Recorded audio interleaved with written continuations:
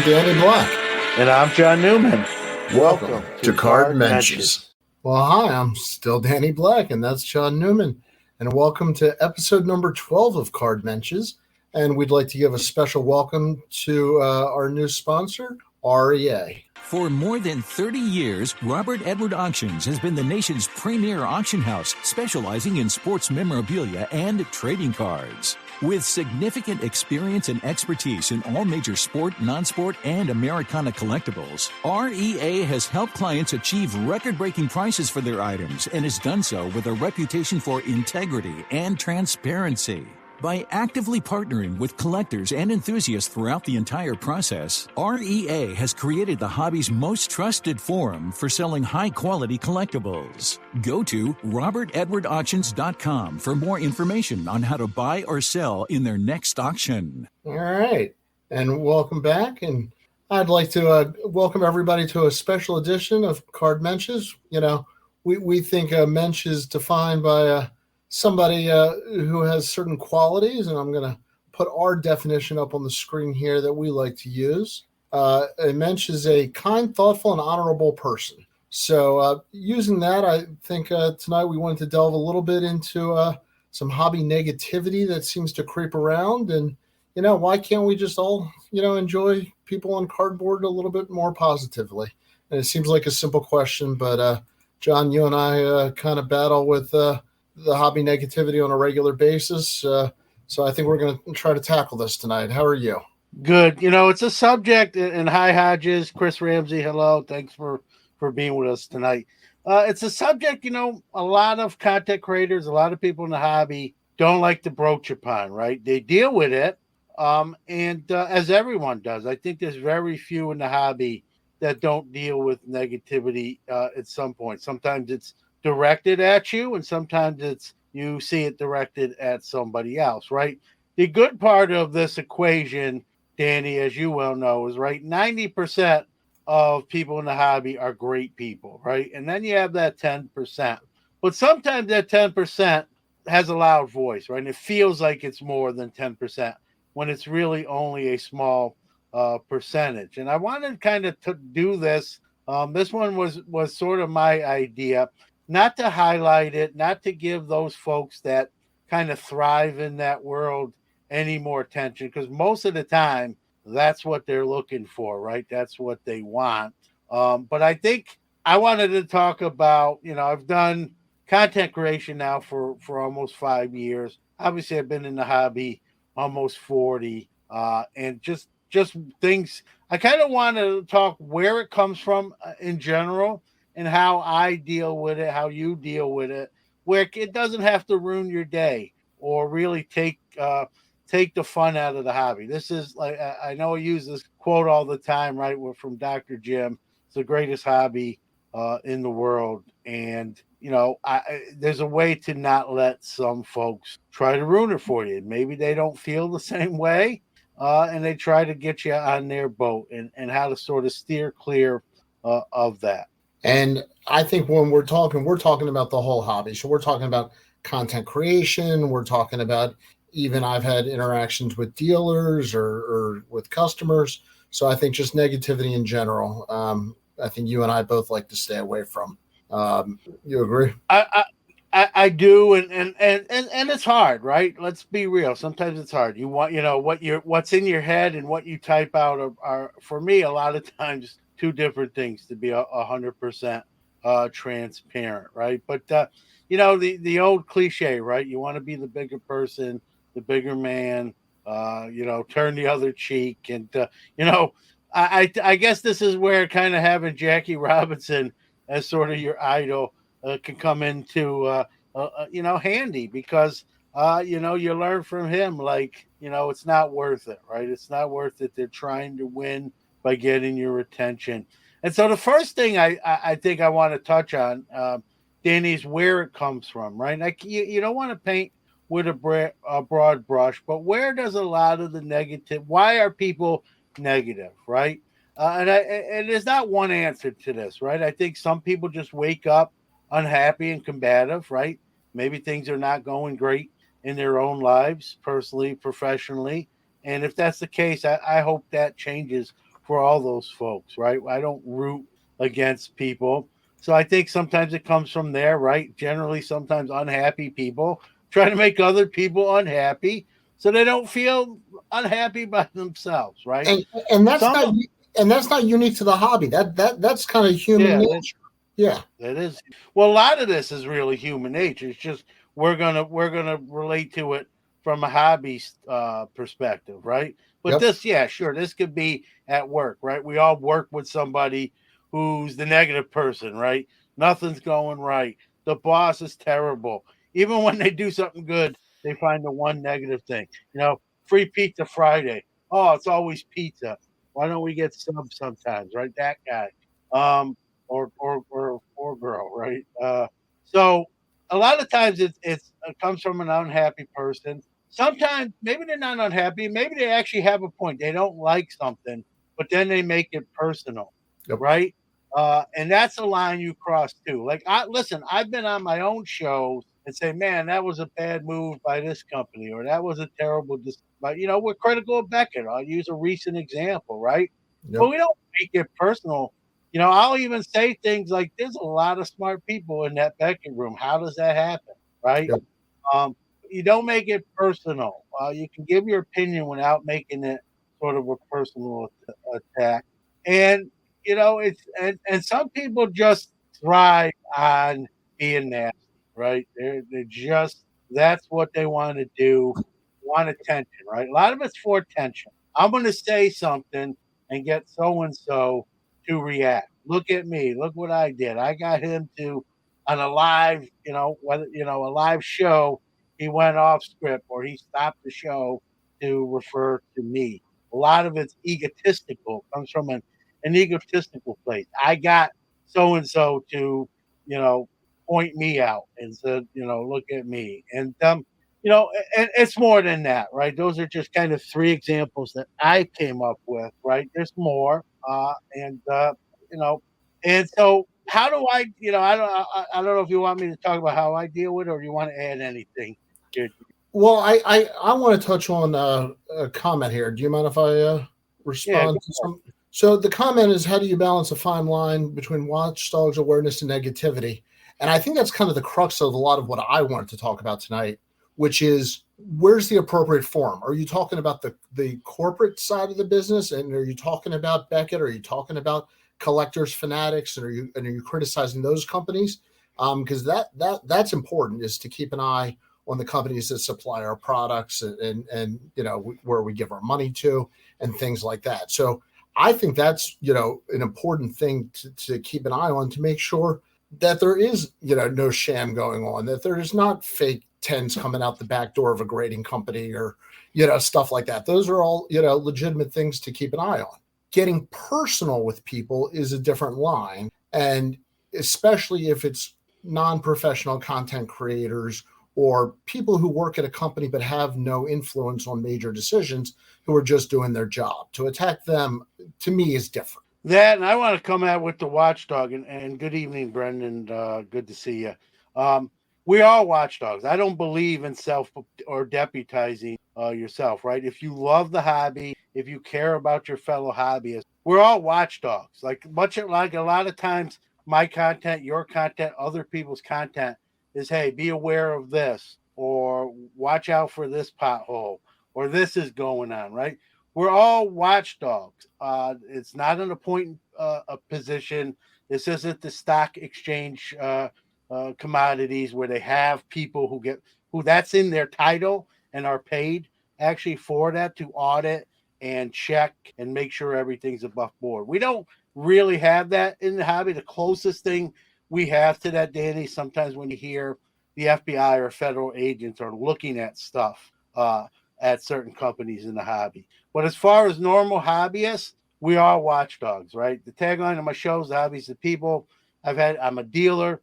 I have people come up to me at a show and talk about this card, or they've taken a picture of it, and maybe I know it's by the picture itself. I'm like, that's a reprint, or that's a Fugazi, and I just say, hey, just so you know, that's not the genuine, that's not the real McCoy. Just be careful there, right? I help that person out. I hope. And so that, am I a watchdog? Not in the true sense of the word, but I will help anybody out. But do it the right way. It's not a smear campaign. It's not a personal attack. It's not an attack ad, like we see in the political realm. And so I think we're all watchdogs. And so when I hear someone say, I'm a watchdog, I guess they're not wrong, because we all are. But when that really becomes, I just don't want it to be everything. I like to talk about the good stuff as well. So I like to be sort of balanced there. So I'm working on the 1957 top set. And if I were to do a show just talking about me putting together the 1957 top set, and I'm going to get some feedback, and that's going to be critical, and I can deal with that. It's a YouTube show if somebody wants to watch. But it takes away the fun of collecting for a lot of people. And what was the number you gave before? 90-10? That 90% of the hobby? 90% of the hobby are good people. Agreed. Ziggy's talking about repacks. I don't know what he's talking about. I've never bought a repack. I've never sold a repack. He's doing his own show. Enjoy that in the chat room. It's the Ziggy No happy hour there. It's 90% of the people are good, right? It's 10%. Maybe they're unhappy in their professional life. They lost their kids. They lost their job. They're pissed off. And so they want to make other people miserable. How do you avoid that? You just don't give them what they want, right? You don't give them what they want. Well, I'm gonna do the reverse. I'd love to know, and also from people in the chat, how do we enjoy the hobby? Like, if I just want to collect my cards and talk about collecting my cards, that's one of my favorite things to do. I'm serious. I'm working on this 57 set. If anybody has extra commons, duplicates, please, let me know. I'm trying to put this thing together. It's an expensive set. I would love to talk about that. But that doesn't generate comments, and that doesn't, and it's a fine line too. Sometimes I'll get asked in a private message or direct or an email, John, why don't you show more of your personal collection or show more of something you acquired, which I recently did yesterday or the day before. And sometimes I don't always like to do that because, especially if they're higher price cards, right? I always feel like sometimes people don't always have those, right? Is it coming across as sort of braggadocious or look what I can acquire or obtain, right? So I don't always do it. The biggest card I've ever done it is sitting over my shoulder here on my right shoulder with the Jackie Leaf. But that's my Grail card, and there was no way I wasn't going to do that with that card. But there's other cards that I've never done that with, not because I'm not proud of them or proud of the collection I've built, but I always feel like, someone else might take that sort of the wrong way. Oh, John's showing off $1,000 card again. Like, I get it. So there's that line. I probably make more about that than it actually is. But that's just how my mind works, right, Danny? Is how what you do might affect somebody's. And Chris, there's no truth to the rumor. This is how I was trying to get a Hank Aaron rookie. But it's sad to see in your comment that you witnessed a fight at a card show over a Hank Aaron rookie card years ago on the other side of the show. Listen, without knowing the details, who knows? But we're talking about, as people always say, pictures of athletes on cardboard. At some point, the seriousness of life and death, and the way which we treat each other, has to be kept in perspective. Another place too, Danny. I when we talked about reasons why people are negative or nasty, a lot of it comes from places of jealousy, right? Oh, I wish I was doing that, or I wish I had that. And maybe that's not in the realm of possibility, and it's just easier to take a cheap shot. It makes you feel better about yourself, at least temporarily, and then in your quiet moments, you're back to your own reality, whatever that may be. So, it's funny in kind of my career change, Danny. This is getting into. I work for those that don't know, some do know. I work in the special education department as a teaching assistant at the high school level, right? And so many of these kids, right, and it's sad, right? They have terrible home lives, and sometimes they come to school and they bring that angst and that anxiety to school with them. And it's, my job and my fellow staff's job to sort of sort that out and be there for those folks. But sometimes we bear the wrath of that, right? We're called names, or, get the FUs and that sort of thing. I don't have to listen to you and all that, right? And then, so there's one, we talk about that 90-10, right? So there's that 10% of that. And then there's the 90%, right? Where I get, hey, Mr. Newman, thanks for talking with me. Thanks for walking around the school. I've talked to you more than I've spoken to my own father. He doesn't listen to me. I feel like you do, right? So it's a microcosm of the hobby's a microcosm of life. 90% get it, 10% are just going to be sort of miserable. You can try to help. And maybe be a difference for the 10%, but sometimes it's I hate to say it like this, sometimes you're just not going to win that battle, and you just got to focus on the people who care and want to be happy, right? And I've seen, I've only done it for a couple years, and I've seen a kid from last year really turn a corner this year and become really a productive young man in his case, and almost like a different kid from one year to the next. And when you see that, and you're a part, even a small part of impact of that, it's a good feeling. Well, good on you, first of all. You know how I feel about what you do, and I've told you that. I love this comment. Dr. Beckett quote, it's an 80-20 thing. 10% love you, 10% hate you, and the other 80% are indifferent. Brendan, I would love to agree with you, but I think 1% like me, 10% don't, and the other 89 are probably different. And one thing that helps me navigate through that, Danny, how do you turn the other cheek? How do you ignore the white noise? It's very easy, and it's going to be about as cocky as I'm going to get tonight. And people know this, right? 80% of those 20% bad people are behind the keyboard, behind a phone screen, typing stuff they would never say to your face, quite frankly, for maybe obvious reasons, maybe not so obvious. And so I take that with a grain of salt, right? I just say, what are you going to do, man? You can't respond to all these stupid. I don't have time, quite frankly. I have a family, even though my son's older. He still lives here. He's 23. He's also in student teaching, so we talk about school and do a lot of stuff like that. So I like to go on my deck and smoke a cigar and have a bourbon, truth be told. And so I don't have time to go down that rabbit hole, look at my watch, and it's 2 hours later, right? And I'm like, holy smokes, I just lost 2 hours. I could have been on my deck, relaxing with a drink, maybe even fall asleep in a hammock chair, play with my dog, talk to my wife, right? All right. I don't need to know what you're playing in your house. But there's so much other stuff. You can really lose time, and it's a battle you'll never win. It's like an argument. Both people feel like they're right. You're never really going to win, unless it's a fact one, right? Where there's facts involved. And even then, in my older age, I'm like, I'm going to spend time doing stuff that I enjoy more than debating with somebody.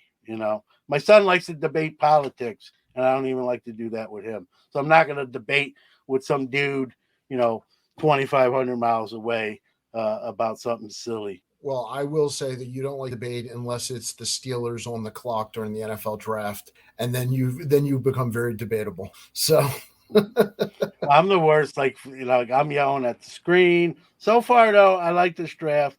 So I haven't had so many yelling moments. There's one for you, Newman. Yeah, we do have some good pizza in New York. I'd be lying, and I have the belly to back that up. So, and it's a draft day tradition here. And I'm friends with Brendan on Facebook, so he gets to see some of the stuff maybe I don't always post on like hobby social media. Draft day tradition here for me and my son. We get pizza and wings, and we watch who the Steelers take with that. So we've done that. He's 23. We've done that since he's like 7 years old. Your son, not Brendan. 16 years. Well, if Brendan, listen, I'll say this, and if this he's isn't even 23. no. If Brendan's ever in the same city at the same time, he has an invite. Just he's got to let me know. Okay, another one only because this is one of my favorite movies. It's like in war games, the only way to win is not to play. Fantastic That's a movie great line. with Matthew Broderick. Great 80s movie, by the way. How Yeah. about treating new people coming into the hobby? I've seen people belittle new people at card shows. Sad to see. This came up this has come up in a couple different forms. New people in the hobby, kids in the hobby, women in the hobby. It seems like anybody who's not the old guard faces some of that in the hobby. And I think if we're talking about negativity, we should point out some of the behavior of some dealers and some card collectors because it's not Mensch-like. Yeah, I spoke about this on today's episode with Kayla Norrisworthy, right? It used to be worse. I will say this. I've done shows since 1987. It used to be a lot worse. So we've made strides. There's always room for more improvement, right? It's still happening. Chris is right, right? It's the get off my lawn guy, right? I was here first, right? And I've been doing this since 1979. So my lawn is pretty big, but I was new in 1979, right? But many people were very friendly and nice to me as that 7-year-old and doing my first show as a 15-year-old. And I'm not going to go through the whole time. A lot of people knows what it is. Did I have any negative scenarios? Yeah, when I did my first show at 15, a couple people said, "Hey, I'm interested in the card," and not even it wasn't terrible, but they're like, "When your dad gets back here, can I talk to him about?" And I'm like, "No, this is my stuff," right? They didn't know. They weren't being necessarily nasty, but I have seen nastiness, or and then when we talk about females in the hobby, there's the perception, oh, they don't know as much as a guy, or they're not. I'm a sports guy too. They don't know sports like I do. And listen, I have a wife that's well versed in a couple sports, so I know better to make that assumption on anyone. I wouldn't do it anyway, but I think because my wife is a sports, it's all the more reason I know that not to, right? And you're a product of your environment, as they say. It's gotten better, but we still have room for improvement. I think we're more accepting as a hobby in 2023 than, let's say, we were in 20 or even back. All right. Well, then to kind of put a bow tie on this topic, how do we stay enjoyable in the hobby? How do we have fun, but not get taken for suckers? I think that's kind of what everybody's worried about. And I think that's where the fear comes down to, is nobody wants to be taken for a fool. And I think that's, the fine line that we do have to worry about. But we can do it. Well, how would you listen? You're asking me, you answer your own question first, and I'll give you my tip. I think that when companies make mistakes, it's fair to call out a company and hold them accountable and to give them feedback.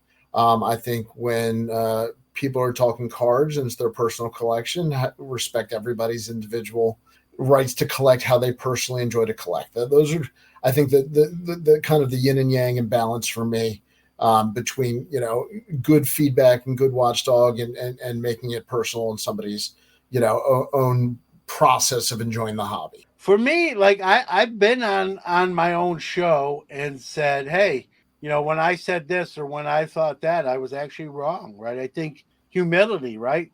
Being able to be human enough to say, my bad, I got that wrong, right? A lot of times we just hear about, in content creation, we just hear about all the W's, right? Oh, man, remember when I told you to buy this guy? See what I told you? He's batting 350 with 23 home runs. I was right. But I'll, and I'm not saying I wouldn't do that, but I'll also tell you, hey, I got 3 binders full of Greg Jeffrey rookies, right? So you got to talk about. I don't think that's a good thing to admit. I keep telling you this. But admit, like, no one gets everything right. Nobody. Okay. So I think people appreciate Danny. I think people find it refreshing. At least I do. You know what I find refreshing? a glass bottle of Coca-Cola. Mexico Coke. Real sugar. I think people find it refreshing when you say, hey, my bad, or I screwed up here, or I made a mistake here, or when I said this, I was wrong, right? I think it just shows you're willing to take accountability, right? Something the hobby lost in the last few years as a whole. And I'm even talking about on the company level. I'm not even talking about content creators. We're talking about companies, right? Accountability, right? No one wanted to take accountability. There's breakers on screen doing unscrupulous things, and the platform sort of turning a blind eye to it, right? Yep. And more than that, right? And so I think accountability. I like to see accountability not just on individuals, but companies, platforms. Maybe we're seeing a little bit more of it, but we're definitely not where we need to be as a hobby. And listen, we're an unregulated hobby, right? We've heard that. I did a show about it. Other people have done shows about it. That's what comes with the territory, unfortunately. When there are when there are no real watchdogs, that's why we all have to watchdogs together and help each other out. But do it in a way that's not a personal attack or a So one of the questions in the chat room asked about the Adam Sandler movie. Real quick, my comment on that is I think everybody's wondering if it's going to be the baseball card version of Uncut Gems or if it's going to give it a different a different angle. So I hope it paints the hobby in a good light. I know there's been a lot of Hollywood in the hobby recently. So did you see the picture? I gotta ask, and Chris makes a comment. We did have a great conversation via text chat about regulated and non-regulated. I enjoyed it. Going back to Adam Sandler, did you see the picture of him? It was sort of like he was caught between, I don't want to be recognized, but I'm probably going to be recognized. If that was sort of it, and I don't think he was trying to be that inconspicuous. I don't know how long he was at the show. That was the Long Island National, they call it, at Hofstra, which is in his backyard. He's a New Yorker, like myself, and I'm an Adam Sandler guy. Looking forward to the movie, like you just said. I hope it's just not the Uncut Gems and where they replace jewelry with Mickey Mantle and Ted Williams cards, Honus Wagner cards, right? I hope it has a different, and maybe that's why he's at the show. Can you learn? I don't know how long he was there. Some of the reports I read, he wasn't there a super long time. Maybe he's just trying to get the vibe of the room and that sort of thing. At a certain point, it's probably a crowd following him around. Doesn't feel like a card show anymore. Yeah, and listen, you know how movies are shot, right? There's going to be advisors on set that are from the industry. Hey, here's what this term means, right? The gem man. Here's what raw means. Here's what trim means. Because he probably doesn't know the lingo unless he was a card collector already, which I'm assuming he's not. He could buy a lot of nice cards, I'm sure. If he maybe. Well, he's a sports fan. He's a diehard sports fan. Yeah, that doesn't mean. I mean, that helps, but it doesn't mean you collect cards. Maybe he will now. Maybe he was at the show to buy some cards. We don't even we don't really know officially. It was just that he was spotted there. People took pictures. Like you said, once he's spotted, people are going to be crowding up to him, asking for autographs. What are you doing here? Hey, I loved 50 First Dates, dude. He's going to get. Hey, man, not a big fan of Little Nicky. What were you thinking? It's New York. It's New York. It's New York. So you're going to get both sides, right? That was terrible. That was the worst Adam Sandler movie ever, Adam. Except they'll say, I love you. You're my favorite. I hated that movie. Yeah. I love you, but the movie, not so much. Not that one. I love, Big Daddy. And I got a Big Daddy, good. Little Nicky, boo. So he's got to be getting all that. I don't imagine he was there a long time. A lot of times they have handlers around them kind of keep. But how do you do that at a card show, right? You're going to start giving the Heisman stiff arm to the hobby is probably not a good look. So without being there, he's probably there maybe an hour or so. I don't know. Maybe even less. Maybe he just wants to check the vibe out. And and look at some showcases, kind of see the cards he's going to probably have to talk about pertaining to the movie and that sort of, there'll be people on set, right? They're going to be consultants, and that sort of thing that will fill in the blanks. He doesn't necessarily have to be at a card show for 8 hours, right? That's why they're actors, so they can play a role. There'll be people on set that tell him what he needs to know, the verbiage. This is what this means. This is what that means. And, even when they screw it up, right? That's why they do a second take. But, I'm an Adam Sandler fan, so I hope the movie's good. And, again, I hope it's not just, hey, swap out the emeralds and bring in the Ted Williams. You know what I mean? Well, and I'd also like to give a peek behind the curtain here. We are live on Friday night. So if you're watching us live, it's during the NFL draft, and quarterback Hendon Hooker just went to the Detroit Lions. So the last major quarterback is off the board. And if we're still recording, we will stop before the Ravens pick tonight. I can promise you that. And if you're listening on Monday morning, we're going to do a little bit of a breakdown, I think, of some of our picks. How's that sound, John? Yeah, well, listen, that's, I like that pick for where they got him. He's a little bit older. Tennessee didn't run really a pro-style offense. I did not like their first-round pick in Jamar Gibbs when you have DeAndre Swift and you sign David Montgomery. And you got, I believe, Jamal Williams, too.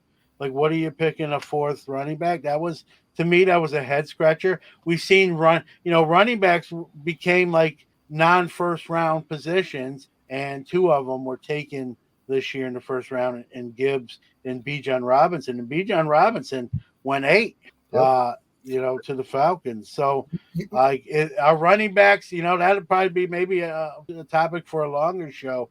Are we seeing the return of running back prominence to not just the NFL, but maybe even the hobby? Wait a second. If John's giving picks, then... Welcome to the failure segment, where John and Danny share their picks sure to go wrong. Chris says, Chiefs got a receiver. Look at Eagles picks. The Eagles, I think, are serious about making another run for it. The Eagles draft was good. They took, the Jalen Carter, kind of a risky pick. That's a boom or bust pick, right? That's going to be either a steal or it's going to be a bust, right? I thought they drafted well. I thought the Seahawks drafted well. Well, the Eagles are now Georgia North. Yeah, they really are. They got four Georgia guys that'll start on their defense. They got, and I think that sometimes can work, especially if those players are good, right? They're cohesive. I'm going to be a homer here. Listen, I'm the biggest pessimist. I thought the Steelers so far with these 3 picks, things have kind of come to them and fell into their lap a little bit. They've done very well. They got, they traded up to get Broderick Jones, a big instant day one starter at left tackle. And the guy that a lot of mock drafts had him picking at 17, they got at 32 in Joey Porter Jr., who, it's I told you he was going to end up on Pittsburgh. Well, they do love them. They didn't make a secret about it. It was just whether someone else loved them more to pick him ahead of them. I was scared. My big fear as a Steeler fan, Danny, was when they traded up to 14 with the Patriots, I was worried they were going to pick Porter Jr. there, and that's too high for him. So I'm glad they didn't do it then, and they fell to 32, and that's almost became a no-brainer. You're either going to trade that pick or you're going to take your guy at 32, which then they got Benton with their third-round pick. So not a bad offseason and draft, which, again, as you know, with a Ravens fan, right, you don't necessarily always win the Super Bowl in free agency or draft day. Can it help? Yes, I feel better today than I did a week ago, but, there's a lot of draft, a couple of days of draft left and games to be played. Well, Lamar just got his extension, so I actually went to my local card shop, picked up a Lamar, and sent it away for grading. So experience, quality, consistency, and the quickest turnaround times in the grading industry. We are proud to partner with SGC Grading. Check them out at www.gosgc.com. So I know you're here, but I'm getting it next soon. How quick am I getting it, John? 7 to 10 days. There we go. I got to ask you this. You know, that was a tense situation. He demanded a trade. He pretty much was taking a stance that he had played his last football in Baltimore as a home team player. Do you think there's any bad taste? You think these two sides can kind of get obviously money heals, you know, a lot of that wounds. He's getting paid. But you think there's any residual effect? No. I think, unfortunately, when you're your own agent, you have to say the things out loud that the agents would normally say. So normally you have an agent that would say, we're fielding offers from other teams. We want Lamar to play in another city next year. And, you know, usually that's the role the agent, you know, would cover the player's backside a little bit. But when Lamar doesn't have an agent and he's forced to kind of walk that fine line of still negotiating his contract, but making, you know, some public statements, I think everybody will get over it. They got a 5-year deal that made him the highest paid player in the NFL. So I think everybody will get over that pretty easily. Yeah, no doubt. What surprised you? And let's kind of just focus on the first round because the draft is still ongoing. What stood out or surprised you with the picks in the first round? I think the Anthony Richardson going to the Colts was the first big surprise for me. I liked Houston trading back up, you know, even though they paid a lot for it to go on the back-to-back picks. Whether or not you believe in Stroud or Anderson, I like them, you know, going for it there at 2 and 3. The Ravens took a wide receiver, and they don't have a good history of taking wide receivers. So I'm a Zay Flowers fan. I like the Ravens pick, but he's a smaller guy. I mean, they are comping him to like Steve Smith, who had a great career and part of it in Baltimore. So I, you know, would be thrilled if it turned into a Steve Smith senior type of player. You know what I'm hoping? That he doesn't. That it turns into a Miles Boykin. Yeah. Where does he play now? Oh yeah, he's on Pittsburgh, but he's not. Oh, right, he's not. He doesn't play a lot. No, the Ravens got rid of him, and I forgot where our trash goes. I got confused for a second, but thanks for clarifying. So overall, I hope the streak is broken on wide receivers. That's my only hesitation. But we've got a new offensive coordinator, Todd Monken, and talk about having a day or having a week. You got OBJ, Lamar, and Zay Flowers, all within a week. Antonio Brown today, which is not true. Please don't start rumors. Our players are required to wear shirts and shoes for service. Yeah. How about Houston? How about Houston too? Like you said, right? Yep. They go and get their quarterback, which many people felt was the better one, you know, in some people's draft board. And then they trade back up to get the very next pick and get Will Anderson, who arguably might be the best defensive player in most NFL-ready polished players. So Houston going for it, right? Saying, hey, we're tired of losing. You know, I don't know. You know, obviously we got more rounds to go, but that's a bold statement when you get arguably two of the best 3 players at the front part of the draft. We're seeing a lot of trades. That's another theme. We're seeing a lot of people trade up into positions, and you know, so the Jets did take, I believe, a receiver. I named. Well, they flopped first round picks this year, and they picked up, I think, a first and a second, and maybe a fourth next year, something like that. Yeah, their second pick was a linebacker there, Mike. They're getting grilled for him, Daniel or Mick something. So, which was the pick right after the Steelers. And the rumor was that the Jets were going to take Broderick Jones, and the Patriots traded down and let Pittsburgh get in front of the Jets to take what they both thought was the Jets guy and the Steelers guy. So a little gamesmanship there between the Patriots and the Steelers. And the Patriots said, hey, we'd rather help someone not in their division than watch someone in our division get a guy that's number 1 on their draft board. And so that's all the you know, that's what's coming out with that. So one of the things that you asked about surprises are how many mock drafts ignore trades, and then how many trades there really are. People forget about the trades that just go up 1 or 2 spots. just to leave. Well, you can mock players, but it's very hard to mock a trade. Like, we don't know, even the Steelers pick at 32. I read a report earlier today that at least 10 teams had called the Steelers to gauge a potential interest in trading that pick, right? How do we know, how do you know that before the draft, right? That this team and this team, we can kind of do picks because based on team needs or holes or weaknesses, but we don't know who's going to move up, who move down. That's hard. That's why no one will ever ace a draft. Even the Mel Kipers and the Todd McShays of the world are probably less than. Well, look at a situation where most teams thought Will Levis would be gone in the top 10, and then you come around to the end of the first round, top of the second, and a whole bunch of teams, start thinking, oh my gosh, he's still there. And there was rumors that there was a lot of action to try to trade up to the end of the first round last night, to the Steelers overnight today, and Will Levis, ended up going in the first couple. He's being compared with the weight that Aaron Rodgers had back during his. I watched that live that year. I'll never forget. Yeah, so did I. Oh, his face! If you do a chronological time, it just got longer and longer. Will Levis. Got a great arm, but there's some people say there's some maturity issues there, and cocky during interviews. Even during the draft, when the camera would be on him, he'd pose or make a kind of a goofy face. So again, I don't know. I'm not in those interviews, but reports are that he's kind of a smug, cocky young kid.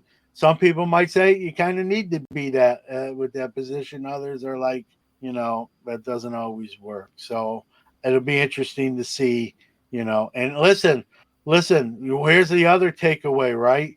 Years ago, you could, as a quarterback, you could be behind the starter for 3, 4, 5 years, then get the job and have a Hall of Fame career, AKA Steve Young, right? Yep. And others. Aaron Rodgers behind Favre, Steve Young behind Montana. Those days are over. You see how fast the switch was pulled on. We had Tyler Huntley. Yeah, we had Tyler Huntley. Yeah. Zach Wilson. Mike White became the darling, and Tennessee's already out on Malik Willis. He barely threw a pass. Third round pick last year. Yeah.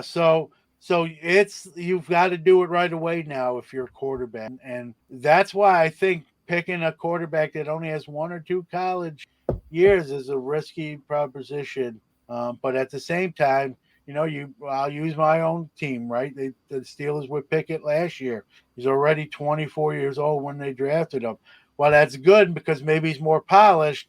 His window of playing time is shorter. So it's the deal with the devil, right? Maybe you get someone more ready to play, but your years you can play are shorter. So I guess it depends what you think. Look, Trey Lance in San Francisco's the odd man out already. He barely got a chance to win or lose. Well, who saw Brock Purdy coming? The last pick in the draft, just a kind of an afterthought. So the window of opportunity for rookie and young quarterbacks is small and quick, and you better show some flashes or they're going to turn the page and you're going to be either a backup or potentially playing in the XFL or one of these other offshoot leagues. And it's crazy. This is a little bit off topic. We didn't talk about it, but the question about how many quarterbacks went in the first round made me think about it. What do you think about the tops now pre-choosing first-round quarterbacks and having contracts with only some and not all? Talk about how hard that is to mock a first round and to figure out who to make deals with. It's tough. I mean, all the mock draft experts, again, Todd McShays and, Mel Kiper Jr., they all said 5. They all said 5 would go in the first round. We didn't see 5. Hooker dropped. And so did you could take there's a soundbite right there. Yeah, Hooker dropped and Will Levis. Hooker dropped because Hooker dropped right into somebody's lap. All right, it is a kid show still. So, but he dropped because an ACL injury, and he's again older and didn't play in like a pro style offense. People looked at him as a tougher transition to the NFL. So we'll see. Maybe they strike gold in Detroit. Goff had actually pretty good year, so it's not like he's going battling with a down and out Goff based on a bad year. So it's listen, Joe Flacco was in the NFL last year, and I know you're very familiar. He's elite. With him. He's elite. He's still elite. So it's a different NFL. It's the NFL, like kind of where they go and what they value. It seems to change every 3 to 5 years. It's unbelievable. I saw Joe Flacco play in the Super Bowl, and that was 10 some years ago. You're a little kid, and he's still in the league. Yeah, and I mean it's unreal to think that the Jets still have him as a veteran mentor last year. I mean, that's awesome. Listen, he started over Zach Wilson, this young supposed. What does that say about Zach Wilson? Well, I think he's terrible, and I said that. Listen, we talk about admitting when you're wrong and right. I said Zach Wilson was going to be terrible. I looked good on that one.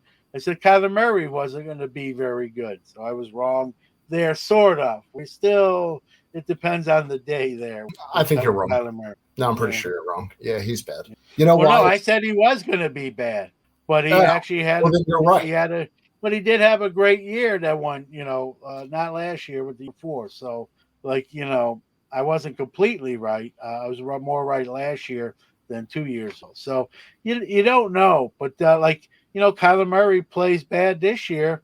Arizona's going to be in the market for a quarterback on the board next year. So that's the life of an NFL quarterback. You got to get it done early and often, or the team will move on and go for their next game. All right. So if you have to buy one of these quarterback Tops Now cards, who you buying? Oh man, I gotta. Me and my son had this debate the other night with Stroud. It's Stroud or Bryce Young. Anthony Richardson's supposed to be Cam Newton, but with a better arm. I do like the measurables in Anthony Richardson. I do, and I think playing indoors in Indianapolis, I'm going to go because I can't make up my mind with Stroud and Young. I'm going to go with my son Jordan said Bryce Young is Marcus Mariota. I'm not agreeing with that, but I'm going to go with I like Anthony Richardson if he can work on some accuracy. If he can get, what we saw Lamar Jackson do. Lamar Jackson had some accuracy issues that seem to have gotten fixed. So I'm not saying he's Lamar Jackson, but he's got some accuracy stuff that if he cleans that up, he's a big dude that can run and throw.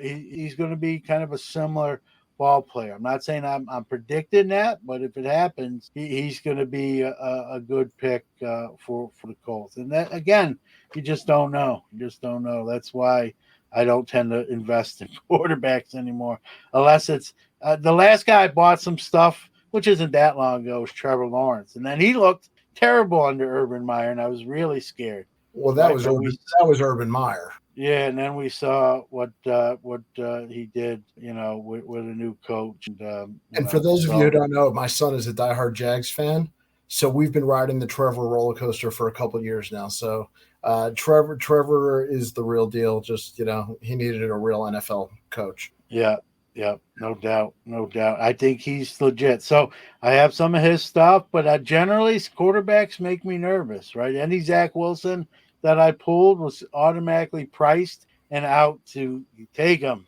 please. It's the old Rodney Dangerfield.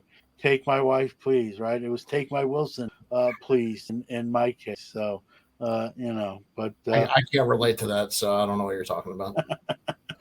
So. All right. So what do you have on your hobby calendar coming up?